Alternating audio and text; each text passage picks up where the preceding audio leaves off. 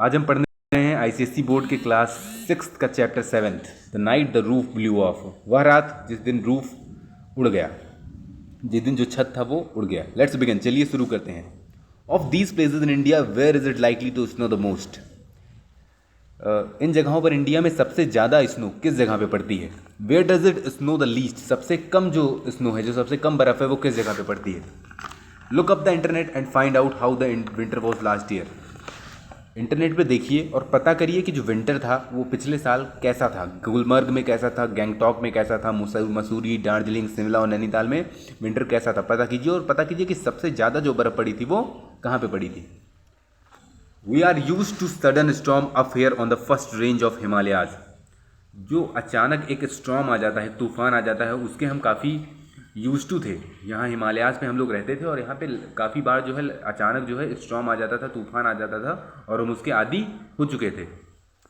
The old building in which we live has for more than 100 year receive the full force of the wind as it swept across the hill from the east. जो पुरानी हमारी building है जिसमें कि हम रहा करते थे, वो करीब 100 साल पुरानी है।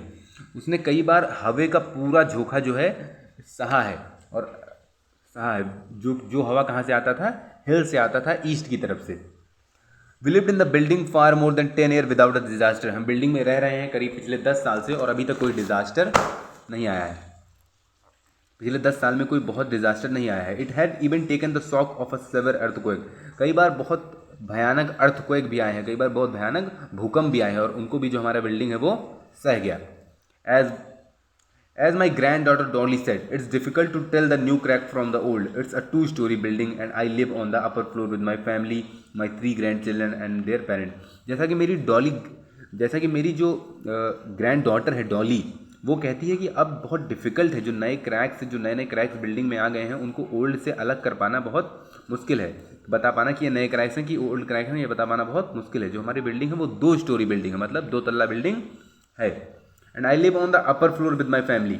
मैं कहाँ रहता हूँ, मैं दूसरे तल्ले पे रहता हूँ अपने पूरे परिवार के साथ। परिवार में कौन कौन है, मेरे 3 ग्रैंड चिल्ड्रन हैं और उनके पेरेंट्स हैं। The roof is made of corrugated popular hill station. The roof is made of corrugated tin seats. जो रूफ है, जो छत है, वो किसका बना हुआ है, कोरूगेटेड टिन सीट्स का। कोरूगेटेड मतलब क्या होता है, जो मुड़ा हुआ हो, जो मिड़ा हुआ हो, जैसे कि हिल की तरह बना हुआ हो। The ceiling of wooden boards. जो सीलिंग थी वो किसकी बनी हुई थी, वुडन बोर्ड्स की बनी हुई थी। जो सीलिंग थी हमारे घर की वो किसकी थी, वुडन बोर्ड्स की। That the traditional Mussoorie roof. जो रूफ था हमारा वो कैसा था, ट्रेडिशनल था मसूरी रूफ का। ट्रेडिशनल मतलब ज़्यादातर जो छत मसूरी में होते हैं वैसे।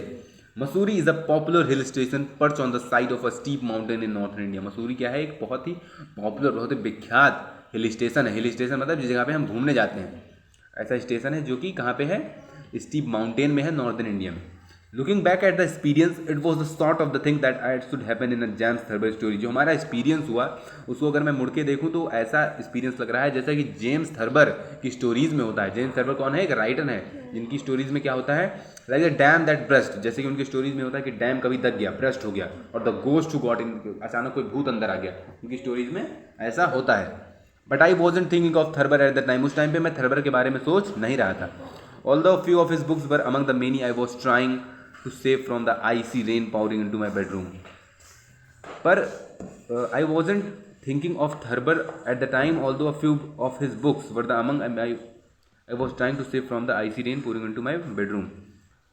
मैं उस टाइम पे थर्बर के बारे में नहीं सोच रहा था, जबकि उनकी कुछ किताबें थी जो मेरे कमरे में पड़ी हुई थी और उनको मैं किससे बचाने की कोशिश कर रहा था, आईसी रेन से।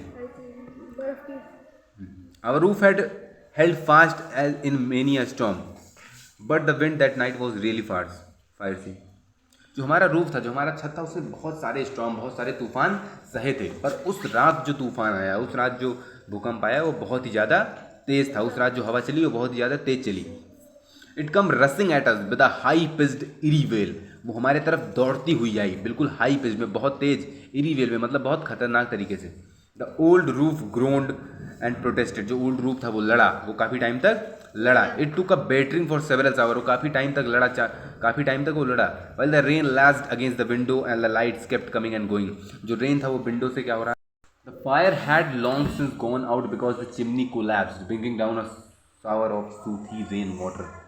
जो हमारे यहाँ आग जल रही थी वो बहुत पहले ही जा चुकी थी। क्यों जा चुकी थी? क्योंकि जो चिमनी था, जो हमने चिमनी क्या होता है, जो हम एक आग का तबका बनाते हैं, मूवीज़ में देखा होगा आप लोगों ने कि हम आग का एक तबका बनाते हैं, उसमें क्या होता है, आग जलती रहती है। तो वो चिमनी भी क्या हो गया था, टूट गया था। कैसे टूट गया था? Bringing down a shower of sooty rain water, क्योंकि जो रेन वाटर थी उसका सावर जो है उसमें भी आके पड़ गया था, उसके छींटे जो है उसमें भी आके पड़ गए थे। इस वजह से जो चिमनी थी वो पूरी तरीके से कोलैप्स हो गई थी। कोलैप्स होने का मतलब गिर गई थी। After about 4 hours of buffeting the roof could take it no longer.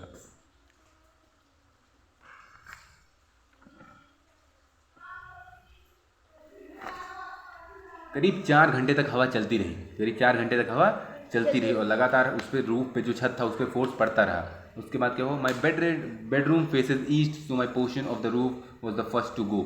जो मेरा बेडरूम था वो कहाँ था? ईस्ट की तरफ था। तो मेरा जो छत था, वो सबसे पहले टूटा। किसका टूटा छत? राइटर का। राइटर कौन है यहाँ पे? Grandfather. The wind got under it and keep pushing until with a ripping, groaning sound, the mantel seat shifted and the set of the rafters, some of them dropping with claps like thunder onto the road below. जो हवा है वो तेजी से चल रही थी, वो पुश कर रहा था। किसको पुश कर रहा था? रूफ को, और तेजी से पुश कर रहा था। जो मेटल सीट है, वो जो मेटल की सीटें थी वो अलग हो गई एक दूसरे से। कुछ जो थी वो टूट कर कहाँ गिर गई? रोड पे गिर गई। So that's I thought nothing worse can happen. मुझे लगा कि अब इससे बुरा कुछ हो नहीं सकता। As long as ceiling stay on I am not going out of bed. जितनी देर तक सीलिंग जो हमारा है, जो हमारा क्या है, सीलिंग है, जितनी देर तक वो रहेगा उतनी देर तक मैं अपने बेड से निकलने वाला नहीं हूँ। We will collect our roof in the morning. हम अपना जो रूफ है, जो छत है, वो सुबह हम इकट्ठा कर लेंगे। Icy water cascading down on my face made me change my mind in a hurry. जो आईसी वाटर था, जो पानी था, वो मेरे चेहरे पर आ रहा था और तुरंत मैंने अब जल्दी से अपना दिमाग चेंज किया। लीपिंग फ्रॉम द बेड, मैं बेड से उठा। I found that much of the ceiling had gone. और सीलिंग जो था, जो सीलिंग था, जो फर्श था, वो भी धीरे धीरे क्या हो रहा था? टूट रहा था। Water was pouring on my open type writer. जो वाटर था वो मेरे टाइप राइटर पर भी पड़ रहा था। माई ट्रस्टेड कंपेनियन फॉर 30 ईयर। मेरा ट्रस्टेड कंपेनियन था, जो मेरा टाइप राइटर था, मेरा कंपेनियन था, मेरा साथी था करीब 30 साल से। And on to the bed side radio, bed covers and cloth cupboard. मेरे बेड साइड रेडियो पे पड़ रहा था, मेरे बेड कवर्स पे पानी पड़ रहा था, मेरे क्लोथ के जो मेरा क्लोथ का जो कपबोर्ड था उस पर भी पानी पड़ रहा था। The only object that wasn't receive any rain was the potted philodendron which could have done with a little watering.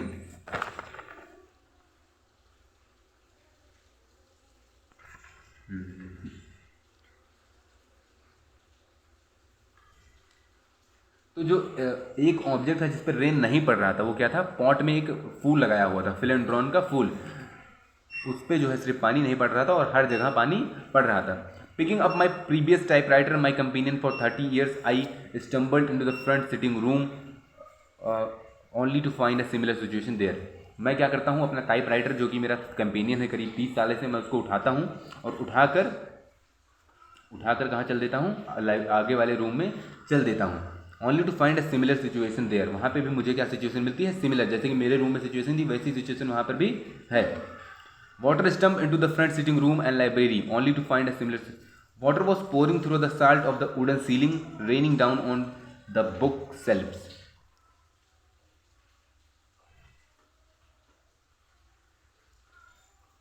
जो वाटर था वो कहाँ था? जो वुडन की हमारी सीलिंग थी, जो फर्श थी, उस पर पानी आ रहा था और वो कहाँ जाके पड़ रहा था? बुक शेल्फ्स में। जो हमने बुक शेल्फ बना रही थी, जिसमें बुक रखते थे, उसमें जाकर वो पानी पड़ रहा था। By now I had been joined by the children who had come to my rescue. अभी मैं जो बच्चे थे उनसे मैं मिल गया था जो मुझे बचाने आए थे। This section of the roof hasn't gone yet. ये जो सेक्शन था, जो बच्चों का रूम था, उनका जो छत था अभी तक वो टूटा नहीं था। Their parent were struggling to close the window that had burst open letting in lashing of wind and rain. उनके जो पेरेंट थे वो स्ट्रगल कर रहे थे, कोशिश कर रहे थे विंडो को बंद करने की, क्योंकि जो रेन और विंड था वो अंदर आ रहा था। Save the books shouted Dolly. Dolly क्या कहती है? बुक्स को बचाओ। The youngest and that became our rallying cry for the next hour or two. जो डॉली थी, जो सबसे यंगेस्ट थी, वो चिल्लाती है कि बुक्स को बचाओ। उसके बाद हम करीब अगले 1-2 घंटे तक क्या करते रहे कि बुक्स को सेव करते रहे। I have open self vulnerable to brawler as well as to floods. Man Dolly and her brother Mukesh picked up armful of book and carried them into their room. Dolly था और उसका भाई था मुकेश, वो क्या करते हैं कि जो जरूरी बुक्स होती हैं उनको उठाते हैं और अपने रूम में लेकर जाते हैं। But the floor was awash too the book that had to be piled on their bed. जो फ्लोर था वो पूरी तरीके से भीग गया था, तो उन्हें बुक को कहाँ पे रखना पड़ गया? बेड पे। Dolly was helping me gather some of my paper when a large field ant jumped onto the desk in front of her. Dolly क्या कर रही थी, मेरी मदद कर रही थी मेरे कुछ पेपर इकट्ठा करने में, तभी एक फील्ड रैट जो है मेरे डेस्क पर सामने से कूदता है. Dolly squealed and run for the door. Dolly चिल्लाती है और किसकी तरफ भागती है, डोर की तरफ भागती है. डॉली हाई पिच नॉइज करती है, चिल्लाती है और किसकी तरफ भागती है, डोर की तरफ. It's all right said Mukesh, who live love of animal extend even to field rat. Mukesh जो सबसे बड़ा भाई था वो क्या कहता है, इट्स ऑल